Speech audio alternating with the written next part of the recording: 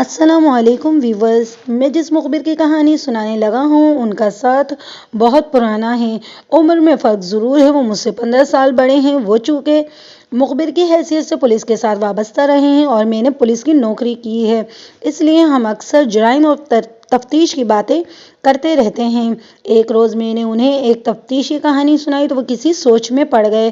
میں نے پوچھا وہ کیا سوچ رہے ہیں تو وہ ہنس پڑے اور بولے مجھے قتل کی بہت پرانی واردات یاد آ گئی ہے، میں اس میں پولیس کا مخبر تھا، اگر تم اس کیس کی تفتیش کر رہے ہوتے تو کبھی قاتل کو پکڑ نہ سکتے تھے۔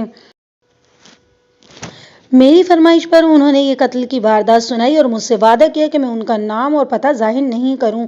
یہ مشرق پنجاب بھارت کے ایک قصبے کی واردات ہے جو میں آپ کو مخبر کی زبانی سناتا ہوں۔ ایک کم 40 سال گزر گئے تھے، میں اس وقت تک 6 وارداتوں میں پولیس کے لیے مخبری کر چکا تھا اور اس کام کا بہت تجربہ ہو گیا تھا۔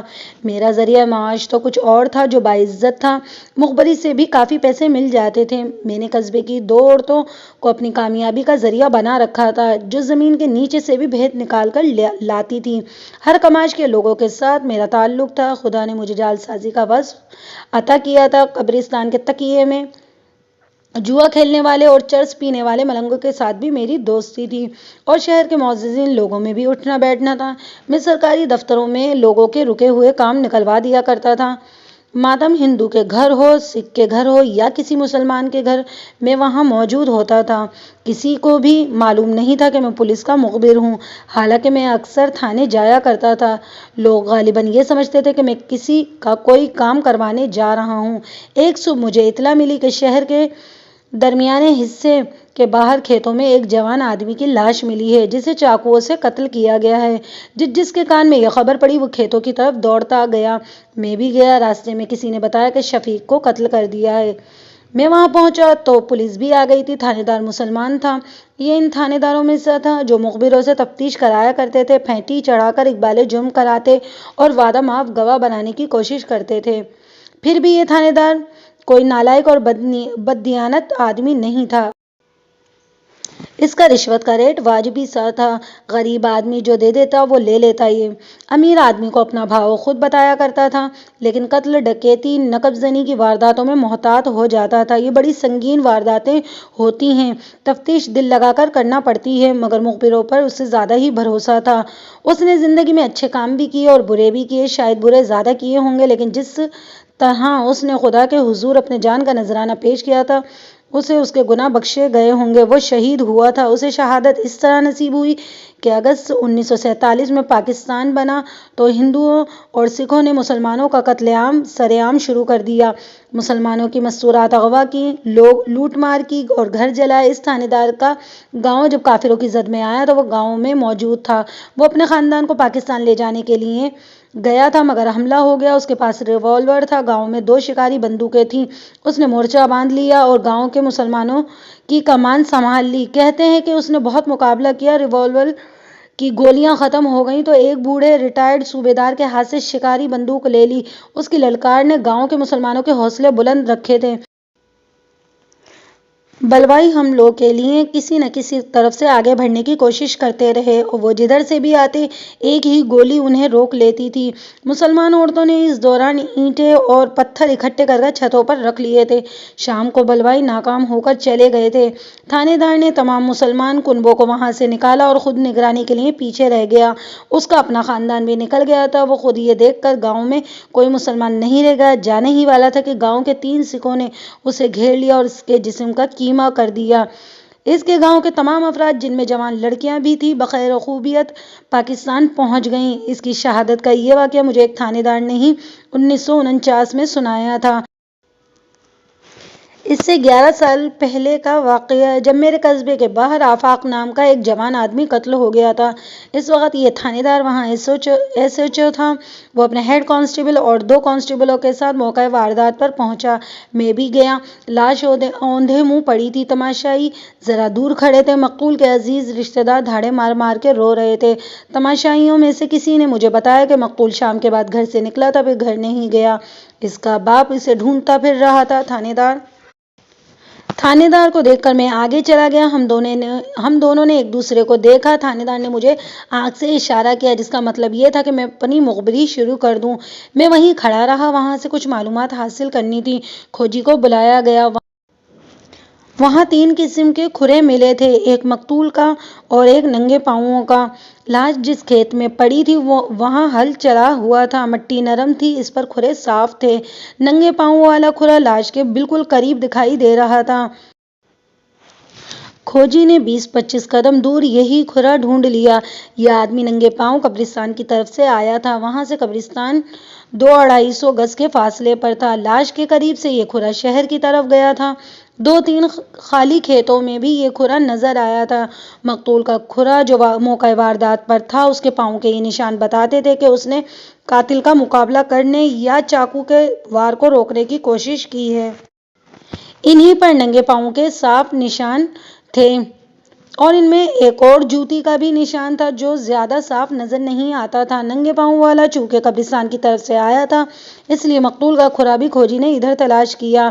ایک کچی قبر کے قریب مٹی کچی تھی، وہاں یہ کھرا مل گیا۔ تیسرا کھرا کہیں اور نہ ملا۔ کھوجیوں کی استادی کو کھوجی ہی سمجھ سکتے ہیں۔ اس کھوجی نے بتایا کہ مقتول قبرستان کی طرف سے آیا تھا، ننگے پاؤں والا بھی ادھر سے ہی آیا تھا، لیکن مقتول کے راستے سے ذرا ہٹ کر۔ یہاں آ کر ننگے پاؤں والے نے اس پر چاقو سے حملہ کیا۔ مقتول مر گیا۔ وہ شاید یہ دیکھ رہا تھا کہ اس کا شکار مر گیا ہے یا بھی زندہ ہے۔ یہ بھی ہو سکتا تھا کہ وہ مقتول کی جیب سے رقم نکالنے کے لیے رکا یا بیٹھا ہو۔ تیسرے کھرے کے متعلق کھوجی نے بتایا تھا کہ قاتل کا ہو سکتا ہے اور یہ بھی ہو سکتا ہے کہ قتل کے بعد یہ آدمی ادھر سے گزرا اور لاش دیکھنے کے لیے رک گیا ہو۔ لاش کی جامع تلاشی لی گئی، اس کی جیب سے ایک پیسہ بھی نہیں ملا۔ لاش پر 3 زخم تھے، ایک پیٹھ اور 2 سامنے سینے پر۔ خون بہت ہی زیادہ نکلا تھا۔ تھانے دار نے کہا کہ آلۂ قتل نے دل کو چیر دیا ہے۔ لاش پوسٹ مارٹم کے لیے بھجوا دی گئی۔ تھانے دار مقتول کے باپ سے ضروری باتیں پوچھنے لگا۔ میں بھی اسی جگہ کا رہنے والا تھا اور مقتول کو اچھی طرح سے جانتا تھا۔ کوئی 6 مہینے گزرے تھے، اس نے بیوی کو طلاق دے دی تھی۔ اس کے ساتھ مقتول نے 7 سال گزارے تھے۔ 3 مہینے گزرے، اس نے دوسری شادی کر لی تھی۔ قتل کی یہ بھی ایک معقول وجہ تھی۔ مقتول کے باپ نے طلاق کی وجہ یہ بتائی کہ اولاد نہیں ہوتی تھی۔ دوسری وجہ یہ کہ پہلی بیوی کا چال چلن مشکوک تھا، میاں بیوی میں ناچاکی رہتی تھی۔ بیوی کے متعلق مقتول کے باپ نے بتایا کہ یہ جھگڑالو طبیعت کی نہیں تھی، بولتی کم تھی، روتی زیادہ تھی۔ تھانے دار نے باپ سے پوچھا کہ یہ ممکن ہو سکتا ہے کہ پہلی بیوی کے بھائیوں یا باپ نے انتقاماً قتل کر دیا ہو؟ باپ نے کہا یہ ممکن ہو سکتا ہے۔ پہلی بیوی کے ایک بھائی نے مقتول کو بڑی سخت دھمکی دی تھی۔ الفاظ یہ تھے کہ تم دوسری شادی کر کر دکھاؤ، تمہارے ماں باپ ساری عمر روتے رہیں گے۔ تھانے دار نے یہ سمجھ کر قتل کا باعث یہ طلاق اور دوسری شادی ہے مجھے کہا کہ میں پہلی بیوی، اس کے بھائیوں اور باپ کو تھانے آنے کا کہوں۔ تماشائیوں میں پہلی بیوی کا ایک بھائی مل گیا۔ میں نے اسے تھانے دار کا پیغام دیا اور خود تھانے دار کے پاس چلا گیا۔ اس نے 2-3 آدمیوں کو ساتھ بٹھا کر کاغذ تیار کیے اور مجھے اشارہ کیا کہ میں اس کے ساتھ رہوں۔ کاغذی کارروائی سے فارغ ہو کر وہ مجھے اپنے ساتھ تھانے لے گیا۔ راستے میں اس نے مجھ سے پوچھا کہ مقتول اور پہلی بیوی کے بھائی کس کماش کے لوگ ہیں۔ میں ان سب کے اندر باہر کے حالات سے واقف تھا۔ میں نے تھانے دار کو بتا دیا کہ مقتول کھوکھلا آدمی تھا، یہ اس کا دماغی مرض تھا کہ اپنے آپ کو ہیرو سمجھتا تھا، بڑا ہانکتا تھا اور دوستوں کو اپنے مشاغل سناتا رہتا تھا جو فرضی اور بے بنیاد ہوتے تھے۔ غیبت کا عادی تھا۔ ہندوؤں اور سکھوں کے 4-5 خوبصورت لڑکیوں کے متعلق اکثر کہا کرتا تھا کہ وہ اس پر مرتی ہیں۔ حقیقت یہ تھی کہ اس میں ایسا کوئی وصف ہی نہیں تھا جس کی بدولت کوئی اسے ذرا سی دیر کے لیے بھی پسند کرتا۔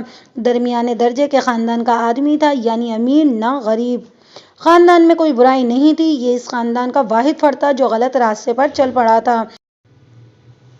قبرستان میں ایک تکیہ تھا جہاں جواری جوا کھیلتے ہیں، مقتول بھی وہاں جایا کرتا تھا۔ جوئے کا ایک اڈہ بھی تھا جہاں ہندو، سکھ، مسلمان جواری جوا کھیلتے تھے۔ مقتول کو چند مرتبہ وہاں بھی دیکھا گیا تھا۔ وہ عادی جوئے باز نہیں تھا، میں نے سنا ہے چرس کا کش بھی لگا لیتا تھا۔ ان بری عادتوں کے باوجود اسے غنڈہ یا بدمعاش نہیں کہا جا سکتا تھا۔ باعزت لوگوں کے ساتھ بھی اٹھتا بیٹھتا تھا۔ عملی طور پر وہ کچھ بھی نہیں تھا، زبان سے کچھ تھا خدا نے اسے چہرے مہرے سے معمولی سا اور جسم کمزور دیا تھا۔ اس کی پہلی بیوی کے بھائیوں کے متعلق میں نے تھانے دار کو بتا دیا کہ وہ دونوں دلیر نوجوان ہیں، اپنی عزت کی حفاظت کرتے ہیں اور عزت پر ہاتھ ڈالنے والوں کی گردن مروڑ کر رکھ سکتے ہیں۔ کسی محفل میں بیٹھ جائیں تو معلوم ہوتا ہے کہ مرد بیٹھے ہیں۔ ان میں سے چھوٹا بھائی، جس کی عمر اس وقت 21 سال تھی، کچھ زیادہ ہی دلیر تھا۔ اس کے جسم میں جان بھی تھی، لیکن بلا وجہ کسی کے منہ آنے والا لڑکا نہیں تھا، عزت کرتا تھا اور کراتا تھا۔ اس نے تھانے دار کو بتایا کہ اس لڑکے نے کسی وجہ سے اشتعال میں آ کر اگر مقتول کو قتل کر بھی دیا ہے تو میں حیران نہیں ہوں گا۔ میں نے تھانے دار کو اپنی رائے دیتے ہوئے کہا، مقتول کی زبان اس کے قابو میں نہیں تھی، وہ بکواس کرتا پھرتا تھا۔ اس نے اپنی پہلی بیوی کو اولاد نہ ہونے کی وجہ سے بچہ لینے کے شبے میں طلاق دی تھی۔ طلاق دے کر اس نے اپنے بیوی اور بھائیوں کو کوئی ایسی بات کہہ دی ہوگی یا طعنہ دے دیا ہوگا جس سے مشتعل ہو کر دونوں نے مل کر یا دونوں میں سے ایک نے قتل کر دیا ہو۔ اگر ایسی بات ہے تو قاتل چھوٹا بھائی ہوگا۔ ہم تھانے میں داخل ہونے لگے تو تھانے دار نے مجھ سے کہا، تم جاؤ اور اپنا کام شروع کرو، شام سے پہلے پہلے رپورٹ دینا۔ میں نے سب سے پہلے ان دو عورتوں کو پکڑا جو مجھے مخبری میں مدد دیا کرتی تھیں۔ میری اپنی بیوی کو فوت ہوئے 1 سال ہو گیا تھا۔ گھر میں میری چھوٹی بہن اور والدہ تھی۔ میرے خاندان میں ایک خالہ اور ایک پھوپھی تھی اور ان دونوں کی 2 جوان بیٹیاں تھیں۔ میں نے انہیں بتائے بغیر کہ میں پولیس کے لیے مخبری کر رہا ہوں، ان سے مقتول کے گھر کے حالات اور اس کی دوسری بیوی کے متعلق بہت سی باتیں پوچھیں۔ ان تمام عورتوں کا مقتول کے گھر آنا جانا تھا اور آپ جانتے ہیں کہ عورتوں کی نظر بڑی گہری ہوتی ہے، دوسروں کے عیب فوراً دیکھ لیتی ہیں اور ان کی رائے عموماً غلط نہیں ہوتی۔ میرے خاندان کی ان عورتوں نے جو باتیں بتائیں وہ غور کے قابل تھیں۔ میں نے ان میں سے آپ کو مختصر باتیں سناتا ہوں۔ مقتول کی دوسری بیوی نوجوان تھی اور شوباز بھی تھی۔ آپ سمجھتے ہوں گے کہ شوباز کسے کہتے ہیں۔ اپنے آپ کو حسینہ عالم سمجھتی تھی، اپنے خاوند مقتول کی طرح وہ بھی بڑی بڑی ہانکتی تھی۔ اس نے کئی عورتوں سے کہا تھا کہ میرے خاوند نے میری خاطر پہلی بیوی کو طلاق دی ہے کیونکہ وہ بدصورت تھی اور بے اولاد بھی۔ یہ لڑکی اتنی ہی منہ پھٹ اور بے شرم تھی جتنی پہلی بیوی خاموش اور شریف تھی۔ پہلی بیوی کے متعلق تمام عورتیں رائے دیتی تھیں کہ شریف ہے اور اس پر بدچلنی کا الزام اسے طلاق دینے کے لیے لگایا گیا تھا۔ اولاد سے محرومی کا ذمہ دار اکیلی وہ نہیں تھی۔ شام سے پہلے پہلے ایک مخبر عورت نہایت اعلیٰ قسم کی خبر لے آئی۔ ایک یہ کہ کسی کے گھر شادی کے موقع پر پہلی اور دوسری بیوی آمنے سامنے آ گئی تھیں۔ یہ قتل سے 7-8 روز پہلے کا واقعہ ہے۔ ان دونوں میں ٹکراؤ ہو گیا تھا۔ دوسری بیوی نے پہلی بیوی کو بڑے ہی ذلیل طعنے دیے تھے اور اس کے خاندان تک کو برا بھلا کہا تھا۔ دوسری بیوی غصے میں یہ کہتی ہوئی شادی سے چلی گئی تھی کہ میں اپنے بھائیوں کو بتاؤں گی میرے سابقہ خاوند مجھے اور میرے خاندان کو رسوا کرتا پھر رہا ہے اور اس کی دوسری بیوی میری بے عزتی کر رہی ہے۔ یہ تو میں جانتا تھا کہ مقتول اپنی بیوی کو جہاں بیٹھتا ہے رسوا کرتا تھا اور اس کے خاندان کو بھی نہیں بخشتا تھا، یہ اس کی عادت تھی۔ مجھے یہ معلوم نہیں تھا کہ اس کی دوسری بیوی بھی یہی عادت اور ذہنیت کی مالک ہے۔ دوسری بیوی کے متعلق ایک اور ایسا انکشاف ہوا کہ اس کے ایک نوجوان کے ساتھ مراسم ہیں۔ یہ نوجوان اس کے رشتے کا امیدوار تھا، منگنی نہیں ہوئی تھی، رشتے کا وعدہ دیا گیا تھا، جیسے زبان دینا کہتے ہیں۔ یہ لڑکا لڑکی پڑوس میں رہتے تھے۔ مقتول نے پہلی بیوی کو طلاق دی تو اس لڑکی کی رشتے کی کوشش کرنے لگا۔ اس نے اڑتی اڑتی خبر سنی کہ مقتول کے باپ کا ایک مکان اور بھی تھا۔ لڑکی والوں نے مطالبہ کیا کہ دوسرا مکان لڑکی کے نام رجسٹر کر دیا جائے۔ وہ مان گئے اور مکان کا لکھ دیا گیا۔ اب اس خبر کی تصدیق ہو گئی تھی کہ ہو سکتا ہے کہ لڑکی والوں نے کچھ نقدی لے لی ہو۔ وہ لوگ کچھ ایسے ہی تھے۔ بہرحال پہلے امیدوار کو دیا ہوا وعدہ توڑ کر شادی مقتول کے ساتھ کر دی گئی۔ میں یقین سے تو نہیں کہہ سکتا، شک پکا تھا مقتول نے اس امیدوار کو بھی طعنے دیے ہوں گے۔ مجھے معلوم ہوا تھا کہ اس لڑکی نے شادی تو مقتول کے ساتھ کر لی تھی لیکن پہلے امیدوار کے ساتھ مراسم قائم رکھے ہوئے تھے۔ لڑکی اکثر میکے آتی رہتی تھی، اس کی ملاقاتیں کوٹھے پر ہوتی تھیں۔ کسی پڑوسن نے دیکھا بھی تھا۔ بعد میں مقتول کے والدین سے تھانے دار نے پوچھ گچھ کر کے اگلوا لیا تھا کہ شادی کے بعد لڑکی میکے زیادہ جاتی تھی، 1-2 راتیں بھی وہیں رہتی تھی۔ میں نے شام کو تھانے دار کو یہ معلومات دیں تو اس نے لڑکی کے پہلے امیدوار کو بھی مشتبہ اشخاص کی فہرست میں شامل کر لیا۔ اس وقت تک تھانے دار پہلی بیوی کے دونوں بھائیوں کو مشتبہ بٹھا چکا تھا۔ وہ تھانے میں موجود تھے۔ مجھے معلوم نہیں تھا کہ تھانے دار نے انہیں کیا کیا چکر دیے اور کیسے کیسے سوال پوچھ کر یہ فیصلہ سنایا کہ تھانے سے نہ جانے پائیں۔ مجھ پر تھانے دار کو بھروسہ تھا اور ہمارے تعلقات دوستانہ بھی تھے۔ وہ میری استادی سے مروب بھی تھا۔ میرے پوچھنے پر اس نے مجھے بتا دیا کہ پہلی بیوی نے بیان دیا ہے کہ مقتول کی دوسری بیوی نے اسے طعنے دیے تھے، مگر اس نے یہ نہیں بتایا کہ اس نے اپنے بھائیوں کو بتایا تھا۔ گویا میرے حاصل کی ہوئی خبر کی تصدیق ہو گئی تھی۔ اس کے بھائیوں نے لمبی اور ماہرانہ جرح میں یہ بتا دیا کہ مقتول انہیں اور ان کی بہن کو بدنام کرتا پھر رہا تھا۔ چھوٹا بھائی ایک بار بھڑک اٹھا تھا۔ اسے اپنے ماں باپ نے اور بہن بھائیوں نے ٹھنڈا کر دیا تھا۔ پہلی بیوی سے جرح میں جو حاصل ہوا اور اس میں مقتول سے مختلف لڑکیوں کے ساتھ اپنے معاشقے بھی سناتا رہا ہوں۔ 2 ہندو لڑکیاں میری خاطر مسلمان ہونے پر تیار ہو گئی تھیں۔ ایسی باتیں اس نے شادی کے فوراً بعد شروع کر دی تھیں۔ گویا یہ بیوی 7 سال تک یہ باتیں سنتی اور سہتی رہی۔ بیوی نے تھانے دار کو اپنی رائے دی۔ وہ یہ تھی کہ مقتول خالی برتن تھا، کبھی کبھی چرس پی کر آتا تھا، بدبو سے بیوی کا جی متلانے لگتا تھا، اسے اس کے مرنے کا کوئی افسوس نہیں۔ اس نے کہا مقتول دراصل بزدل اور ڈرپوک آدمی تھا، مگر افلاطون بننے کی کوشش کرتا رہتا تھا۔ تھانے دار نے مجھے بتایا کہ اس نے متعلقہ بیوی سے پوچھا کہ 7 سال تک اولاد کیوں نہ ہوئی، کس میں نقص تھا؟ بیوی نے کہا اس نے دوسری شادی کر لی تھی۔ اگر زندہ رہتا تو سب کو معلوم ہو جاتا کہ نقص کس میں تھا۔ شام کو ہی تھانے دار نے پہلی بیوی کے گھر تلاشی لی، کچھ بھی نہ ملا، آلۂ قتل نہ ملا اور خون آلود کپڑوں کا بھی سراغ نہ ملا۔ تھانے دار نے پہلی بیوی کے بھائیوں کو دھمکی دی کہ وہ مان جائیں ورنہ تھانے میں ان کی ہڈی پسلی ایک ہو جائے گی۔ پہلی بیوی بین کرتے ہوئے کہنے لگی مردود زندہ رہا تو مصیبت بنا رہا اور مر گیا ہے تو بھی مصیبت بن گیا ہے۔ مگر پولیس پر اس کی فریاد اور آہوازاری کا کچھ اثر نہ ہوا۔ پوسٹ مارٹم ہو گیا تھا۔ آلۂ قتل عام قسم کا چاقو لکھا گیا تھا۔ مرنے کا وقت رات 9 بجے سے ذرا پہلے لکھا گیا تھا اور یہ بھی لکھا گیا تھا کہ مقتول کھانا کھا کر مرا ہے۔ اس کے باپ نے یہی بتایا کہ کھانا کھانے کے بعد کچھ دیر بعد وہ گھر سے نکلا تھا اور پھر واپس نہ آیا۔ تھانے دار کو اتنی جلدی مشتبہ اشخاص ملنے لگے تو امید بن گئی کہ قاتل جلد ہی مل جائے گا۔ اس نے رات کو بھی تفتیش جاری رکھی، کھوجی کو اپنے ساتھ رکھا، دوسرے مخبروں سے کچھ معلومات لیں۔ وہ میری معلومات سے ملتی جلتی تھی۔ تھانے دار نے مقتول کے دوسری بیوی اور اس کے پہلے امیدوار کو بلایا۔ پہلا امیدوار آیا، تھانے دار نے اسے بٹھا لیا۔ کوئی آدھے گھنٹے کے بعد دوسری بیوی آ گئی۔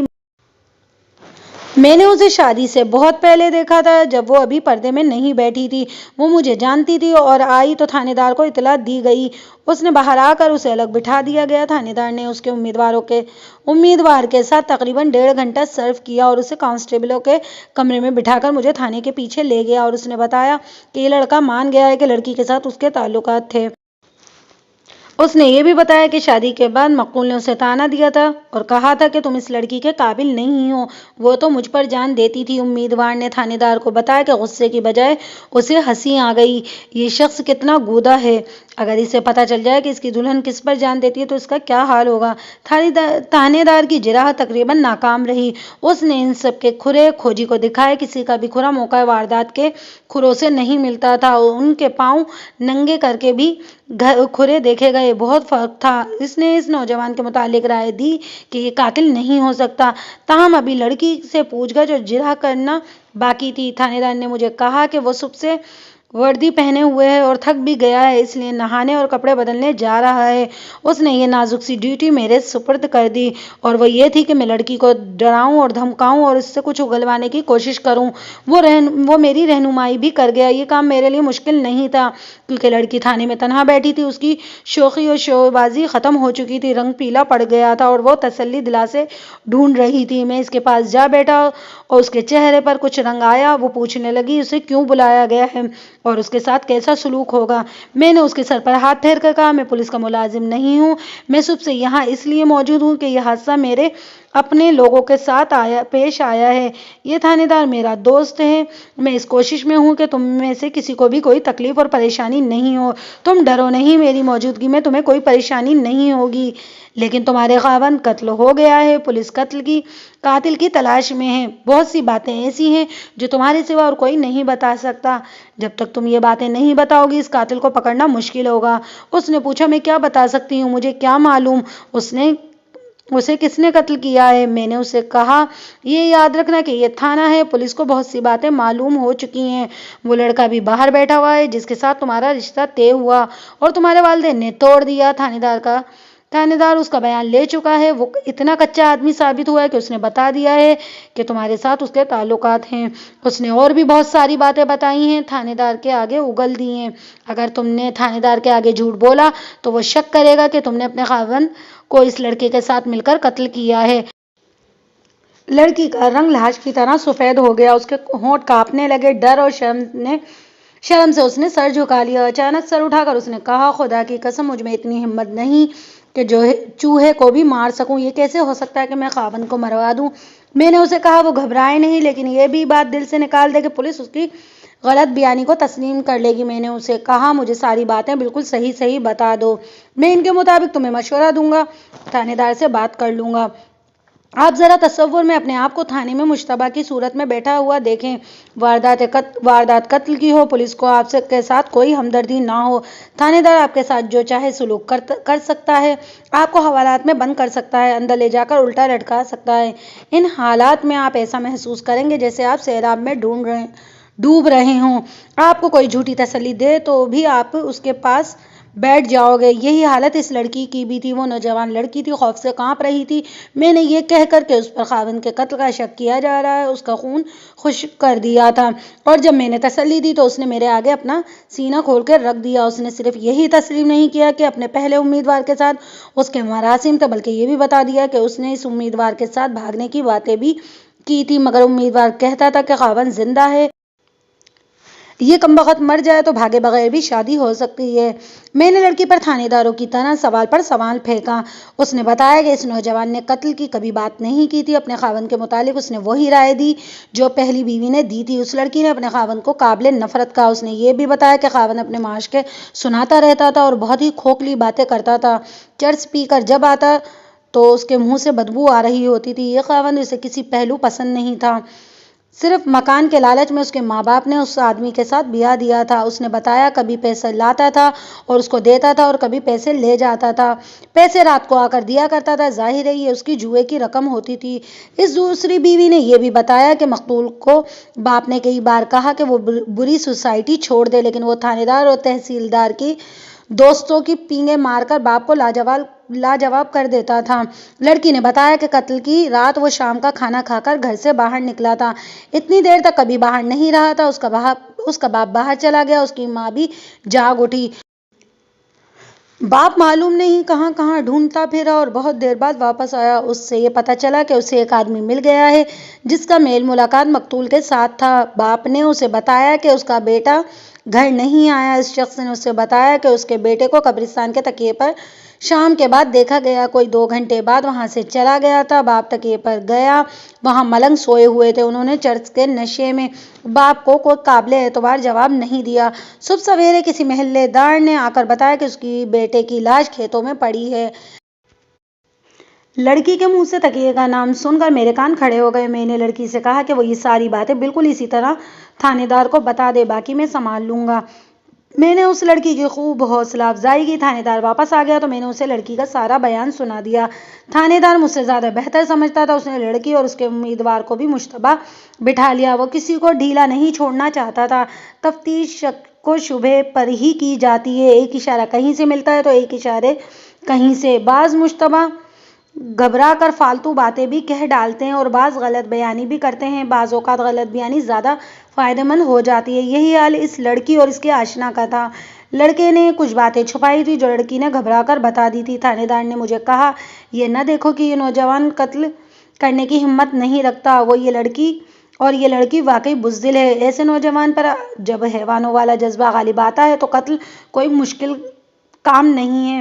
قتل کر کے اس کے ہوش ٹھکانے آتے ہیں اور چھپتے پھرتے ہیں، اور جب پولیس کے شکنجے میں آتے ہیں تو اقبال جرم بھی اتنی جلدی ہی کر لیتے ہیں جتنی جلدی قتل کرتے ہیں۔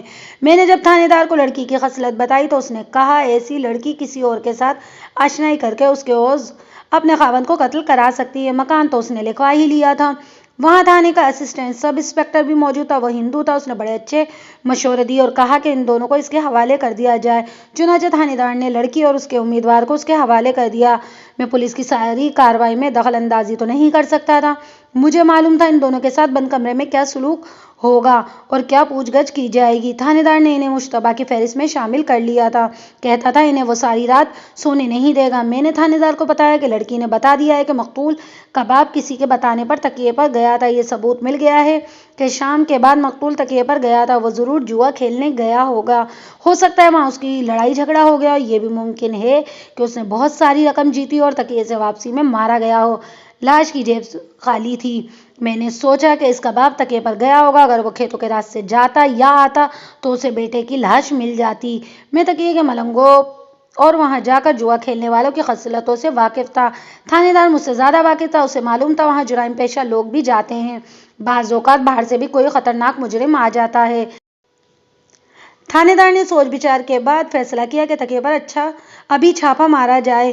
تکیے پر چھاپا کسی ڈھنگ سے ہی مارا جاتا تھا، کیونکہ رات کو یا دن کے وقت بھی جب جواری اندر مصروف ہوتے تھے قبرستان کے ادھر ادھر انہوں نے خفیہ پہرے کا انتظام کر رکھا ہوتا تھا۔ کوئی مشکوک آدمی یا پولیس نظر آتی تو کھانسی سے یا کسی اور اشاروں سے جواری کو خبردار کر دیا جاتا تھا۔ جواری فوراً ادھر ادھر ہو جاتے تھے۔ ان میں سے بعض کسی قبر پر فاتحہ پڑھنے لگتے تھے۔ رات کو چھاپا پڑتا تو وہ اندھیرے میں غائب ہو جاتے تھے۔ یہ غیر قانونی دھندا تھا۔ آدھی جواری پولیس کی مٹھی گرم کرتے رہتے تھے۔ اگر تھانے دار کی مٹھی کبھی ٹھنڈی ہو جائے یا اس کی مرضی کے مطابق گرم نہ ہو تو پولیس دیانت دار بن جاتی اور تکیے پر چھاپا مارتی تھی۔ اب چھاپا مارنا ضروری ہو گیا تھا کیونکہ قتل کی واردات ہوئی تھی۔ تھانے دار نے مجھے ان لوگوں میں گل مل جانے کو کہا جو مشتبہ بیٹھے تھے۔ تھانے دار چھاپا مارنے کے انتظامات کرنے لگا اور میں ان لوگوں کے پاس چلا گیا جو گھبرائے ہوئے بیٹھے تھے۔ میں اپنے قریب سے دیکھتے ہی سب سے ایک بات بولنے لگا۔ وہ مجھ سے پوچھتے تھے کہ ان کا کیا بنے گا اور کیا ہو رہا ہے۔ میں نے انہیں بتایا کہ میں انہی کی خاطر تھانے دار کے ساتھ لگا ہوا ہوں۔ ایک تو اپنا آدمی قتل ہو گیا ہے، دوسرا تم سب کو یہاں بٹھا لیا گیا ہے۔ تھانے دار کے ساتھ میری دوستی ہے، اس لیے بیچارہ لحاظ کرتا ہے۔ مختصر یہ کہ وہ لوگ اس کے فریب میں آ رہے تھے۔ میں ان کی خاطر تھانے میں موجود تھا۔ کسی کو شک تک نہیں ہوا تھا کہ میں ان کے خلاف مخبری کر رہا ہوں۔ یہ کوئی عجیب بات نہیں تھی۔ آج کل بھی ایسے آدمی موجود ہیں جنہیں آپ ہمدرد سمجھتے ہیں اور ان کی محبت سے متاثر ہوتے ہیں، لیکن وہ پولیس کے مخبر ہوتے ہیں۔ تھانے دار باوردی اور بغیر وردی کانسٹیبلوں کو اپنے ساتھ لے گیا۔ 2 مخبر قسم کے آدمی بھی اس کے ساتھ تھے۔ مقتول کی دوسری بیوی اور پہلا امیدوار بھی اندر تھے۔ اسسٹنٹ سب انسپکٹر نے انہیں تفتیش کی چکی میں ڈال رکھا تھا۔ 1.5 گھنٹے بعد تھانے دار آ گیا۔ اس کا چھاپا کامیاب رہا تھا۔ وہ 5 ملنگوں کو جو عموماً تکیے میں رہتے تھے ساتھ لے آیا۔ ان کے علاوہ اور بھی آدمی تھے جو وہاں جوا کھیلتے تھے۔ ان آدمیوں کو ملنگوں سے الگ کر دیا گیا۔ ملنگوں کو برآمدے میں بٹھا دیا گیا۔ وہ چرس پیے ہوئے تھے۔ نشے اور نیند انہیں پریشان کر رکھا تھا۔ میں انہیں اچھی طرح پہچانتا تھا۔ میں ان میں سے 2 کے ساتھ کچھ بے تکلفی بھی تھی۔ تھانے دار 3 آدمیوں کے ساتھ اندر لے آیا۔ مجھے معلوم تھا مجھے اب کیا کرنا ہے۔ میں اپنی خفیہ ڈیوٹی کے مطابق ملنگوں کے پاس جا کر کھڑا ہو گیا۔ انہیں یہ تو معلوم تھا کہ آدمی قتل ہو گیا ہے، لیکن انہیں یہ معلوم نہیں تھا کہ انہیں اسی واردات کے سلسلے میں پکڑا گیا ہے۔ وہ اسے عام چھاپا سمجھ رہے تھے۔ انہوں نے ہاتھ جوڑنے شروع کر دیے کہ میں ان کی سفارش کروں اور چھڑوا لوں۔ میں نے انہیں بہت تسلیاں دی، انہیں جرمانے سے بچا لوں گا۔ جن 2 ملنگوں کے ساتھ میری کچھ بے تکلفی تھی انہیں میں باتوں باتوں میں الگ لے گیا۔ ان پر ظاہر نہیں ہونے دیا کہ میں مخبری کر رہا ہوں یا انہیں قتل کی واردات کے سلسلے میں پکڑا گیا ہے۔ میں نے مقتول کی موت پر افسوس کا اظہار کیا اور کہا کہ وہ ہمارا گہرا یار تھا۔ ملنگوں نے بھی افسوس کیا اور ایک نے کہا رات وہ زندہ سلامت ان کے پاس بیٹھا تھا۔ میں نے اپنی استادی سے کام لیتے ہوئے بہت اچھی طرح معلوم کر لیا۔ وہ یہ تھا کہ مقتول نے 200 روپیہ جتنا جیتا اور چل پڑا۔ اسے کہا گیا کہ وہ اور کھیلے، لیکن وہ نہیں کھیلا۔ اس زمانے میں 200 روپیہ بہت بڑی رقم ہوتی تھی۔ آج کے 10,000 سمجھ لیں۔ جوہری کسی کو یوں نہیں اٹھنے دیتے تھے کہ کوئی بازی جیت کر رقم جیب میں ڈالے اور چل پڑے۔ مقتول نے اتنی زیادہ رقم پہلی بار جیتی تھی اور شاید جیتی ہوئی بازی ہارنا نہیں چاہتا تھا۔ ایک ملنگ نے اٹھ کر اس کا گریبان پکڑ لیا اور کہا کہ ساری رقم یہاں رکھ دوں، جب تک بازی چلتی ہے کھیلو۔ اس پر جھگڑا ہو گیا۔ اس ملنگ نے اپنی ساری رقم ہار دی۔ وہ چرس بھی بہت پی چکا تھا اور مقتول کو چھوڑ نہیں رہا تھا۔ اس کے درمیان ہاتھا پائی بھی ہو گئی۔ دوسروں نے بیچ بچاؤ کیا اور مقتول کھسک گیا۔ میرے اکسانے پر ملنگ مجھے گپ شپ کے انداز میں یہ باتیں سنا رہا تھا اور میں ظاہری طور پر لطف اٹھا رہا تھا۔ میں نے اسے یہ بھی معلوم کر لیا کہ مقتول کے جانے کے بعد کوئی 15-20 منٹ بعد یہ ملنگ غصے میں اٹھ کر چلا گیا۔ وہ مقتول کو گالیاں دیتا جا رہا تھا۔ اس کے بعد ملنگ واپس نہیں آیا، اپنے گھر چلا گیا۔ اس کی بیوی بھی تھی۔ یہاں میں ملنگوں کے متعلق کچھ باتیں بتا دوں کہ کیونکہ شہر کے کئی لوگوں نے وہ ملنگ نہیں دیکھے ہوں گے جن کا ذکر میں کر رہا ہوں۔ شہروں میں آج کل ولایتی ملنگ آ گئے ہیں جنہیں آپ ہپی کہتے ہیں۔ اگر ہمارے ملنگوں کو بش شرٹ پہنا دی جائے اور ان کی شیو نہ کی جائے اور بال بھی نہ کاٹے جائیں تو آپ انہیں ہپی کہہ سکتے ہیں۔ ملنگ ظاہری طور پر حقیر سی قسم کے لوگ ہوتے ہیں، لمبے لمبے کپڑے پہنتے ہیں اور گلے میں موٹے دانوں والی تسبیح اور کلائیوں میں موٹے موٹے کڑے ڈالتے ہیں۔ یہ بھیک مانگتے ہیں، جوا کھیلتے اور کھلاتے بھی ہیں اور ہر طرح کے جرائم کر گزرتے ہیں۔ بڑے بڑے جرم کرنے والے عادی مجرم انہیں اپنے کام میں استعمال کرتے ہیں۔ یہ ملنگ جن کا میں ذکر کر رہا ہوں یہ اسی کام کے لوگ تھے۔ میں ان ملنگوں کو بٹھا کر اور تسلی دے کر تھانے دار کے پاس چلا گیا۔ وہ تینوں آدمیوں سے پوچھ گچھ کر رہا تھا لیکن ان سے بھی کچھ معلوم نہیں ہو سکا تھا۔ اس نے انہیں باہر نکال دیا۔ میں نے اسے بتایا کہ ایک اور مشتبہ آ گیا ہے۔ میں نے اسے ملنگوں کی باتیں سنائی اور بتایا کہ جس ملنگ کے ساتھ مقتول کی لڑائی ہوئی تھی وہ اس کے پیچھے غصے میں باہر نکلا تھا۔ یہ جاہل سا ملنگ ہے، ہو سکتا ہے اس نے غصے میں مقتول کو قتل کر دیا ہو۔ مقتول ابھی راستے میں ہی ہوگا اور ملنگ نے اس پر حملہ کر دیا ہوگا۔ یہ بھی ہو سکتا ہے کہ ملنگ نے اس کی جیب سے 200 روپے کی رقم نکالی ہو۔ تھانے دار نے انہی 2 ملنگوں کو بلایا اور کہا کہ وہ ساری بات جو انہوں نے مجھے سنائی ہے وہ ابھی انہیں بھی سنا دیں۔ تھانے دار نے یہ بھی کہا کہ اگر انہوں نے کوئی بات چھپائی یا غلط بیانی کی تو آئندہ وہ تکیے کے قریب نہیں جا سکیں گے۔ تکیہ ہی ان کی پناہ گاہ اور ان کی روزی کا ذریعہ تھا۔ انہوں نے ساری باتیں سنا دی۔ تھانے دار نے اپنے انداز سے بڑی لمبی جرح کی تو اس ملنگ پر شک پختہ ہو گیا جس کے ساتھ مقتول کی لڑائی ہوئی تھی۔ تھانے دار کی جرح ایسی تھی کہ 1-2 باتیں سامنے آ گئی۔ ان دونوں کو تھانے کے پیچھے جا کر بیٹھنے کو کہا گیا اور مشتبہ ملنگ کو بلا لیا گیا۔ تھانے دار نے سب سے پہلے اس کے پاؤں دیکھے اور پوچھا، اوئے خبیث، تم جوتی کیوں نہیں پہنتے؟ ہمیشہ ننگے پاؤں رہتے ہو؟ وہ ہاتھ جوڑ کر تھانے دار کے پاؤں میں بیٹھ گیا اور ان کے پاؤں پکڑ کر بولا، مائی باپ، درویشوں کو جوتی سے کیا کام؟ میں نے بھی دیکھا ہے کہ وہ ننگے پاؤں تھا۔ پتہ چلا کہ وہ ننگے پاؤں رہنے کا عادی ہے۔ دوسرے ملنگوں نے پھٹے پرانے چپل وغیرہ پہن رکھے تھے۔ تھانے دار کو یاد آیا کہ لاش کے قریب ننگے پاؤں کے نشان تھے۔ کھوجی کو بھی تھانے میں حاضر رکھا گیا تھا۔ اسے ہلایا گیا۔ ملنگ کا پاؤں موقع واردات کے کھرے میں فٹ آ گیا تھا۔ یہ واحد مشتبہ تھا جس کا کھرا وہی تھا جو موقع واردات پر پایا گیا تھا۔ کھوجی ماہر ہوتے تھے، کھرے کے بال جیسی باریکیوں کو بھی پہچان لیتے تھے۔ کھوجی نے کہا، یہ کھرا کوئی دوسرا ہو ہی نہیں سکتا۔ تھانے دار نے میری موجودگی میں اس سے سوال پوچھنے شروع کر دیے۔ اس نے یہ تو تسلیم کر لیا کہ مقتول کے ساتھ اس کی لڑائی ہوئی تھی لیکن اس نے کہا وہ تکیے سے باہر نکلا تو کھیتوں کی طرف نہیں گیا، گلیوں کے راستے وہ اپنے گھر چلا گیا تھا۔ تھانے دار نے اسے بتائے بغیر باہر جا کے کسی کو اس کے گھر اس کی بیوی کو تھانے میں لانے کے لیے بھیج دیا۔ اس کی بیوی آئی تو تھانے دار نے ملنگ کو دوسرے کمرے میں بھیج دیا اور اس کی بیوی کو اندر بلا لیا۔ وہ غریب سی عورت تھی لیکن چالاک بھی تھی۔ تھانے دار کے پہلے چند ایک سوال کا جواب اس نے یوں ہی دیا جیسے بیچاری کے منہ میں زبان ہی نہ ہو۔ وہ اتنی سیدھی سادی تھی کہ کچھ سمجھ ہی نہیں سکتی تھی۔ تھانے دار نے تھانے داروں والے ہاتھ دکھائے تو وہ رو پڑی اور اپنے خاوند کو گالیاں دینے لگی۔ کہتی تھی اس کے ماں باپ نے ایک چرسی بھنگی اور جواری کے ساتھ باندھ دیا ہے۔ بہت دیر بعد اس نے ذرا سیدھی سیدھی باتیں کی لیکن ان باتوں سے کوئی سراغ نہیں ملتا تھا، صرف شک ہوتا تھا۔ بعض باتوں نے شک پکا کر دیا کہ تھانے دار کی جرح کے جواب میں اس نے وہ وقت بتا دیا جب خاوند گھر آیا تھا۔ ایک قتل کے وقت سے ذرا بات کا معلوم ہوتا تھا۔ اس نے بتایا کہ خاوند نے اسے 50 روپے دیے تھے۔ ملنگ کے ساتھی پہلے ہی بتا چکے تھے کہ ان کے پاس ایک بھی روپیہ نہیں تھا۔ وہ ساری رقم غالباً 30-32 روپے بھی ہار گئے تھے۔ یہی وجہ تھی کہ وہ مقتول کو جیت کر جانے نہیں دے رہے تھے۔ تھانے دار نے ملنگ کے ساتھیوں کے منہ سے جو بے شمار باتیں اگلوائی تھیں ان میں سے ایک یہ بھی تھی کہ آج اس نے کل والے کپڑے پہنے ہوئے تھے یا بدلے ہیں۔ انہوں نے بتایا کہ آج یہ کپڑے بدل کر آیا ہے۔ اب اس کی بیوی نے تھانے دار سے پوچھا کہ اس نے آج صبح یا گزشتہ رات خاوند کے کپڑے دھوئے ہوں گے۔ بیوی نے بتایا کہ صبح دھوئے تھے مگر اس نے تھانے دار کے سوال کا جواب دیتے ہوئے کہا کپڑوں پر خون کے دھبے نہیں تھے۔ تھانے دار نے پوچھا کہ اس نے جب اس کے کپڑے دھونے کے لیے خاوند سے لیے تو اس کی جیب میں ایک چاقو تھا اور کچھ پیسے تھے۔ یہ پیسے تقریباً کتنے تھے؟ اس عورت نے جواب دیا، اس نے جیب سے چاقو اور پیسے خود ہی نکال لیے تھے۔ کچھ نوٹ تھے اور زیادہ تر سکے تھے۔ تھانے دار نے پوچھا، کیا یہ رقم 150-200 کے قریب ہوگی؟ بیوی نے جواب دیا، اتنی تو ضرور ہوگی۔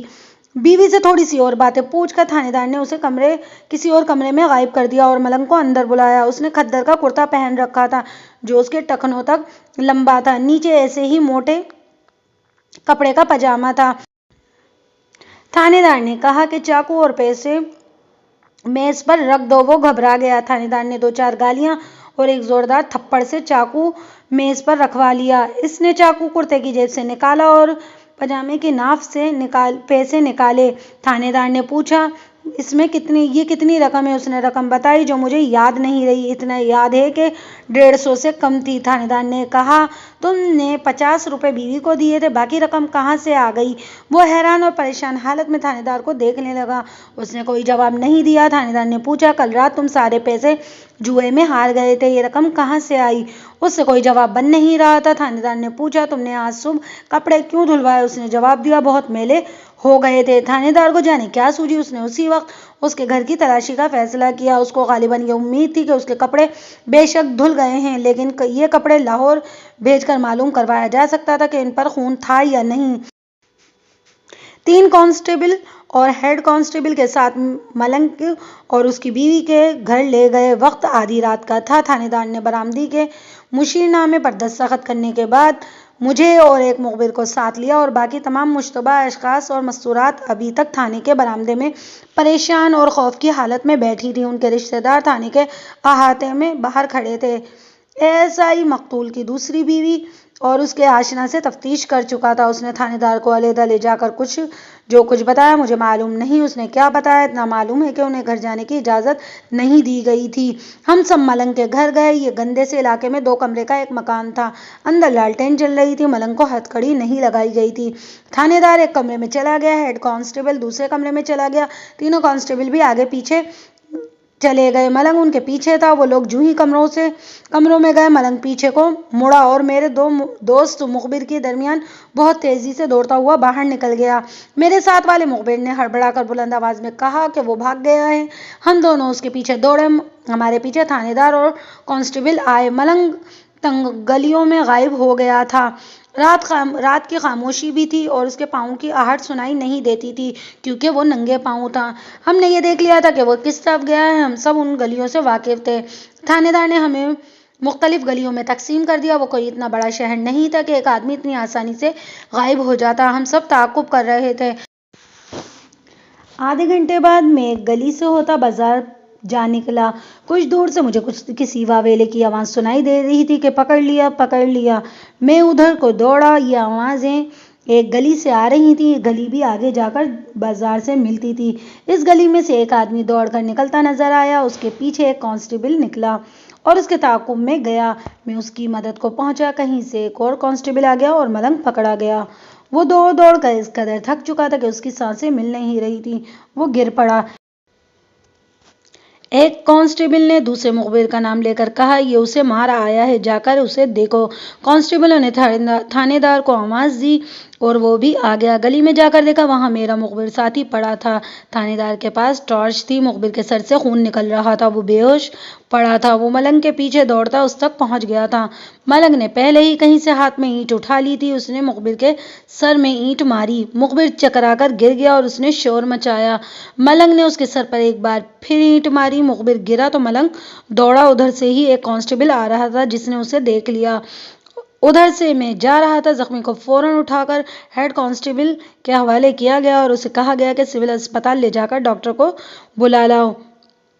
ملنگ کو تھانے لے گئے۔ اب تو کوئی شک ہی نہیں رہا تھا کہ وہ قاتل ہے۔ میں ہیڈ کانسٹیبل کے ساتھ اسپتال چلا گیا۔ یہ معمولی سرکاری اسپتال تھا۔ ڈاکٹر اسپتال کے احاطے میں ہی سرکاری کوارٹر میں رہتا تھا۔ اسے جگا کر واردات بتائی۔ ہیڈ کانسٹیبل نے اسے کہا کہ زخمی اگر مرنے والا ہو تو نزا کا بیان لینا ہے اور اس کی ضربیں لکھنی ہیں۔ ڈاکٹر اسی وقت آیا۔ زخمی کو دیکھ کر اس نے ضربیں لکھی اور اس کی مرہم پٹی کر دی۔ اس نے بتایا کہ اینٹ سے کھال کٹ گئی ہے، کھوپڑی محفوظ رہی ہے۔ اس کارروائی کے بعد میں تھانے گیا اور تھانے دار ابھی تک جاگ رہا تھا۔ تمام مشتبہ لوگ برآمدے میں بیٹھے اونگ رہے تھے۔ میں نے تھانے سے ملنگ کے متعلق پوچھا کہ کہاں ہے، تو اس نے کہا ابھی چل کر دیکھتے ہیں۔ اس نے میرے مخبر ساتھی کی حالت پوچھی۔ میں نے اسے بتا دیا کہ وہ بچ جائے گا لیکن ابھی ہوش میں نہیں آیا ہے۔ ملنگ کے متعلق اس نے بتایا کہ وہ اقبال جرم نہیں کر رہا۔ میں سمجھ گیا کہ وہ کہاں ہوگا۔ وہ ایک کمرے میں تھا۔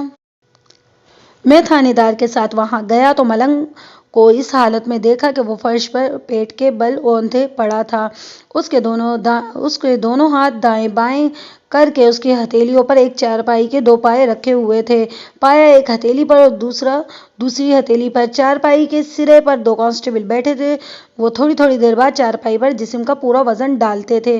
ملنگ بڑی زور سے تڑپتا اور چیختا تھا۔ تھانے دار نے اس کے پاس بیٹھ کر کہا، کہو میں نے اسے قتل کیا ہے۔ ملنگ کے منہ سے چیخوں کی طرح نکلا، اللہ تمہارا بیڑا غرق کرے، میں نے کسی کو کوئی قتل نہیں کیا۔ تھانے دار نے مجھے چارپائی پر کانسٹیبلوں کی جگہ بیٹھنے کا کہا اور کانسٹیبلوں کو کچھ اشارہ کیا۔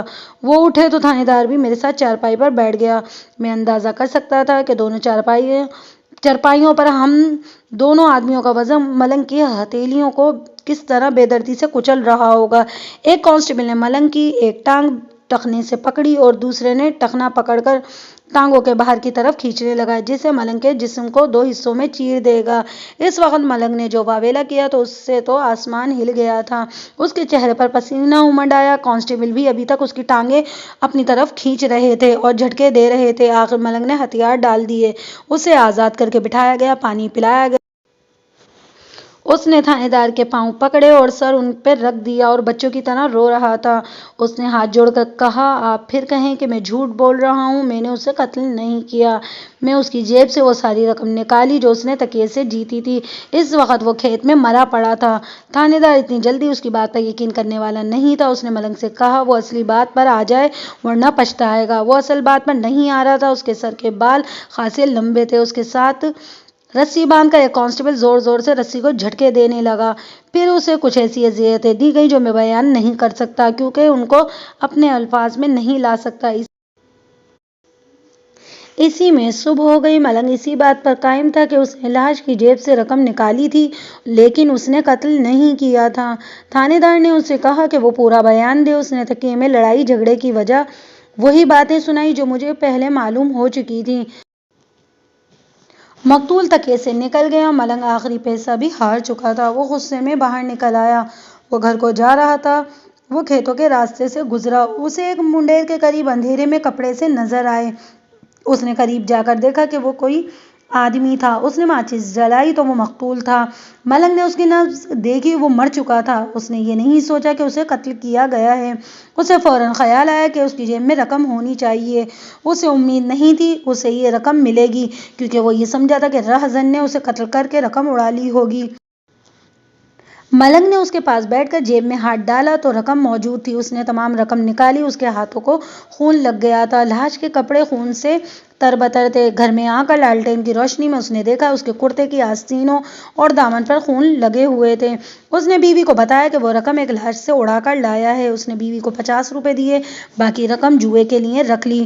بیوی کوئی شریف عورت نہیں تھی۔ وہ رقم دیکھ کر بہت خوش ہوئی۔ اس نے ملنگ کا کرتا پاجامہ اتروا کر پانی میں بھگو دیا تاکہ خون کے دھبے پکے نہ ہو جائیں۔ وہ کپڑے صبح دھونا چاہتی تھی۔ تھانے دار کے سوالوں کا جواب دیتے ہوئے اس نے کہا کہ وہ کسی کو یہ بتا کر نہیں پھنسنا چاہتا تھا کہ لاش اس نے دیکھی ہے۔ تھانے دار نے اس سے بھاگنے کی وجہ پوچھی تو اس نے بتایا وہ ڈر کر بھاگا تھا۔ دراصل وہ جاہل، چرسی اور جواری تھا، اس میں اتنی عقل ہی نہیں تھی۔ تھانے دار نے اسے آرام کرنے کو کہا اور باہر آ کر اسسٹنٹ سب انسپکٹر سے مشورہ کرنے لگا۔ وہ دونوں اس فیصلے پر پہنچے کہ شہادت اسی کے گرد گھوم رہی ہے۔ ASI نے کہا کہ دوسرے مشتبہ اشخاص صاف معلوم ہوتے ہیں۔ میں نے ان کی بحث میں بہت دلچسپی لی اور مشورہ دیا کہ اس سے اقبال جرم کرایا جائے۔ مسئلہ یہ تھا کہ شہادت اور ثبوت کہاں سے لایا جائے۔ میں نے انہیں کہا کہ میں شہادت کے کچھ خانے پر کر دیتا ہوں۔ مجھے اپنی ضرورت بتائیں۔ میں اسی پر زور دے رہا تھا کہ قاتل یہی ہے۔ یہ انتقام کے غصے سے مقتول کے پیچھے گیا ہوگا۔ اسے رقم طلب کر قتل کر دیا ہے۔ اگر یہ قاتل نہیں تھا تو یہ بھاگا کیوں؟ اگر یہ ڈرنے والا ہوتا تو ہمارے آدمیوں کے سروں پر اینٹیں نہ مارتا۔ یہ تو اس کا ارادہ ہی قتل کا تھا۔ ملنگ کے ایک بار پھر شامت آ گئی۔ تھانے دار رات بھر کا جگا ہوا تھا، اس کا دماغ تھک گیا تھا۔ اس نے اسی ذہنی حالت میں یہ فیصلہ کیا کہ قاتل ملنگ ہے۔ ملنگ کی حالت یہ تھی کہ وہ بھی ساری رات کا جاگا ہوا تھا، ڈرا ہوا بھی تھا، ایک آدمی کو زخمی کرنے کا مجرم بھی تھا۔ تشدد نے اس کے جسم کو توڑ کر رکھ دیا تھا اور اس کی سب سے بڑی کمزوری یہ تھی کہ وہ چرس کے نشے سے ٹوٹا ہوا تھا۔ اس نے سگریٹ مانگا تو اس سے کہا گیا وہ پولیس کی مرضی کے مطابق بیان دے دے تو اسے آدھا چرس دے دی جائے گی۔ مجھے زندگی میں پہلی بار معلوم ہوا کہ نشہ کتنا خطرناک چیز ہے۔ نشے سے ٹوٹا ہوا شخص نشے کے لیے جان تک کی قیمت دینے کو تیار ہو جاتا ہے۔ 2-2.5 گھنٹے کے مزید پھینٹی اور چرس کے لالچ سے وہ اقبالی بیان پر آمادہ ہو گیا۔ تھانے دار نے اسے کہا جو بیان اسے بتایا جائے گا وہی مجسٹریٹ کے سامنے دینا ہوگا۔ اسے یقین دلایا گیا کہ اگر وہ یہ کہہ دے کہ مقتول نے اسے ماں بہن کی گالیاں دیں اور اس نے اشتعال میں آ کر قتل کر دیا تو اسے سزا نہیں ملے گی۔ اسے یہ بھی کہا گیا کہ وہ بے شک فرار اور ایک آدمی کو زخمی کرنے کا ذکر نہ کرے۔ پولیس کی طرف سے اس پر ان 2 جرائم پر کوئی کارروائی نہیں کی جائے گی۔ یہ ایک جھوٹا وعدہ تھا۔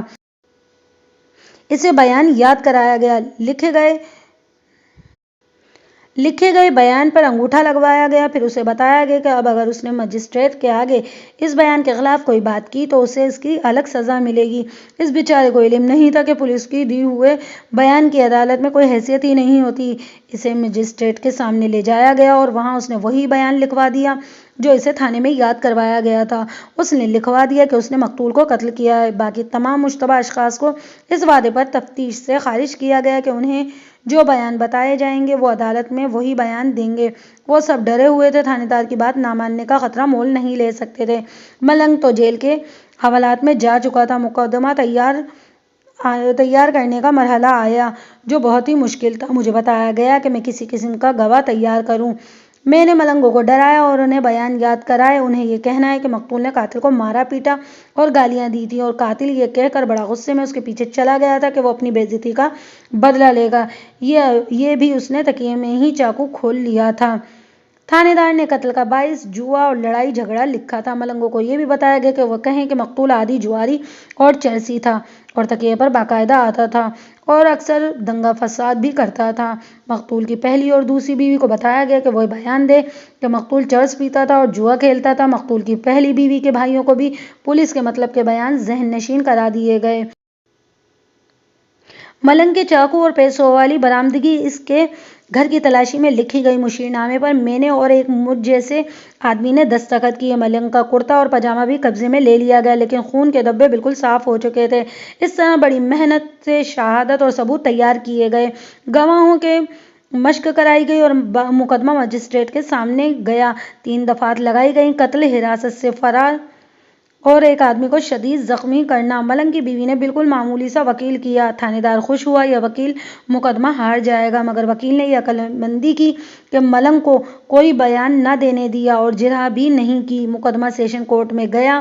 وہاں ملزم نے بیان دیا کہ اسے چرس پلا کر اور ظالموں کی طرح تشدد کرا کر اقبالی بیان لکھوایا گیا ہے۔ وکیل نے ہر گواہ پر جرح کی۔ سیشن کورٹ نے ملزم کو قتل میں عمر قید سنا دی گئی۔ حراست سے فرار ہونے میں بری کر دیا گیا کیونکہ ملزم کا ریمانڈ نہیں لیا گیا تھا، لہٰذا حراست ثابت نہیں ہوئی۔ فرار ثابت نہ ہوا تو فرار اور تعاقب میں کسی کو زخمی کرنے کا الزام بھی ختم ہو گیا۔ ملنگ نے اپیل کی۔ اسی وکیل نے، جو بڑا ہی معمولی تھا، ایسے نکتے نکال لیے کہ اپیل منظور ہو گئی اور ملزم کو شک کا فائدہ دے کر بری کر دیا گیا۔ یہ میری دعاؤں کا اثر تھا کہ وہ بری ہو گیا تھا۔ اس کے خلاف گواہیاں تیار کرنے میں اور خدا سے دعائیں مانگتا رہا تھا، یا خدا اسے بری کر دینا، کیونکہ میں نے اس سابقہ مخبر سے پوچھا آپ اس کے لیے کیوں دعا مانگتے رہے تھے؟ کیونکہ وہ قاتل نہیں تھا، انہوں نے جواب دیا۔ میرے سوا کوئی بھی نہیں جانتا تھا قاتل کون تھا۔ کون تھا قاتل؟ میں نے انہیں مسکرا کر جواب دیا، اسے میں نے قتل کیا تھا۔ آپ نے؟ میں نے حیرت سے اچھل کر پوچھا، آپ نے قتل کیا تھا؟ جی میں نے، انہوں نے کہا۔ میں آپ کو سنا چکا ہوں مقتول کتنا ذلیل انسان تھا، شریف گھرانوں کی بیٹیوں کو بدنام کرتا پھرتا تھا، اس قدر شیطان فطرت انسان تھا کہ لوگوں کو ایک دوسرے کے خلاف بھڑکاتا رہتا تھا۔ غیبت اس کی خصلت تھی۔ اس کی پہلی بیوی شریف عورت تھی، اس نے 7 سال پریشان رکھا، آخر اس پر بد چلنے کا الزام لگا کر اسے طلاق دے دی۔ یہ عورت مجھے بہت اچھی لگتی تھی، ہمارے گھر آتی جاتی تھی۔ طلاق دے کر اس نے شریف اور مظلوم عورت کو ہر جگہ بدنام کر دیا تھا، اس کی کہیں دوسری شادی نہ ہو جائے۔ میری ایک چھوٹی بہن تھی، ہم نے اس کی منگنی کی۔ ہم شادی کا دن مقرر کرنے کا سوچ ہی رہے تھے کہ لڑکے والوں نے منگنی توڑ دی۔ انہوں نے کسی کے ہاتھ پیغام بھیجا کہ انہیں معلوم ہوا ہے لڑکی کا چال چلن ٹھیک نہیں ہے۔ آپ سمجھ سکتے ہیں یہ سن کر میری اور میرے والدین کی حالت کیا ہوئی ہوگی۔ میں نے پتہ کرایا تو یہ راز کھلا کہ مقتول نے اپنی عادت کے مطابق کہیں یہ کہا کہ اس لڑکی کے ساتھ اس کے تعلقات ہیں۔ اس نے یہ بکواس 2-3 جگہ اور پھیلا دی تھی۔ میں نے پوری تفتیش کی اور ثابت ہو گیا کہ اس شخص نے یہ بکواس کی ہے۔ میں پولیس کے ساتھ اٹھنے بیٹھنے والا آدمی تھا، ہر کھیل کھیل سکتا تھا۔ میں نے فیصلہ کیا کہ اس شخص کو زندہ نہیں چھوڑوں گا۔ میری بیوی مر چکی تھی، کوئی بچہ نہیں تھا، شادی کو 2 سال ہوئے تھے، بیوی مرے ہوئے 1 سال ہو گیا تھا۔ میں نے سوچا اگر پکڑا بھی گیا تو کوئی بات نہیں۔ میں اس شخص کی تاک میں رہا، ایک شام تکیے کی طرف جاتے دیکھ لیا۔ مجھے معلوم ہوا وہ جوا کھیلنے گیا ہے۔ میں کچھ وقت گزرا کھیتوں میں چلا گیا۔ وہ 2.5-3 گھنٹے کے بعد آیا۔ میں نے اسے روک لیا اور کہا تم نے میری بہن کو بدنام کر دیا ہے۔ وہ کوئی جواب دینے لگا تھا کہ میں نے اپنا ہاتھ کھولا اور چاقو اس کے سینے میں اتار دیا اور دوسرا وار بھی اسی جگہ پر کیا۔ وہ سینے پر ہاتھ رکھ کر آگے جھکا تو میں نے اس کی پیٹھ پر چاقو مارا۔ وہ گر کر تڑپنے لگا۔ مجھے یقین ہو گیا وہ زندہ نہیں رہ سکتا۔ میں گھر آ گیا۔ میرے والدین اور بہن بھائی وغیرہ سکون سے سو رہے تھے۔ میرا کمرہ الگ تھا جس کا دروازہ باہر کو بھی کھلتا تھا، اسے میں نے تالا لگا دیا۔ کمرے میں گیا، میرے کپڑوں پر خون کے چھینٹے تھے۔ میں نے کپڑے اتارے اور غسل خانے میں جا کر خوب مل کر دھوئے، چاقو بھی صاف کیا۔ صبح اماں اور بہن نے صحن کی رسی پر میرے کپڑے پھیلے ہوئے دیکھے تو مجھ سے پوچھا یہ کس نے دھوئے ہیں؟ میں نے انہیں بتایا کہ رات میں کیچڑ میں گر پڑا تھا، دیر سے آیا تو خود ہی دھو لیے۔ تمہارے لیے ہی رہنے دیتا تو صبح تک گندے کیچڑ کے دھبے پکے ہو جاتے۔ پھر اطلاع ملی کہ کھیتوں میں شفیق کی لاش پڑی ہے۔ میں دوڑتا ہوا گیا۔ میری خوش قسمتی یہ تھی کہ میں پولیس کا مخبر تھا، تھانے داروں کے ساتھ دوستانہ تعلقات تھے۔ میں ان کے ساتھ لگ گیا اور اسے گمراہ کرنا شروع کر دیا۔ میں نے بڑی محنت سے مخبروں کی اور کئی مشتبہ اشخاص پیش کر دیے۔ قدرت نے یہ مدد کی کہ وہاں یہ ملنگ پہنچ گیا اور اپنے ننگے پاؤں کے کھرے وہاں چھوڑ آیا۔ اس نے لاش کی جیب سے پیسے بھی نکالے اور وہ اتفاقیہ اس پھندے میں پھنس گیا۔ اگر وہ بھاگتا نہ تو پولیس سے بچ جاتا۔ دراصل میں نے ہی بھگایا تھا۔ یہ طریقہ اچانک میرے دماغ میں اس وقت آیا جب میں پولیس کے ساتھ اس کے گھر میں داخل ہوا تھا۔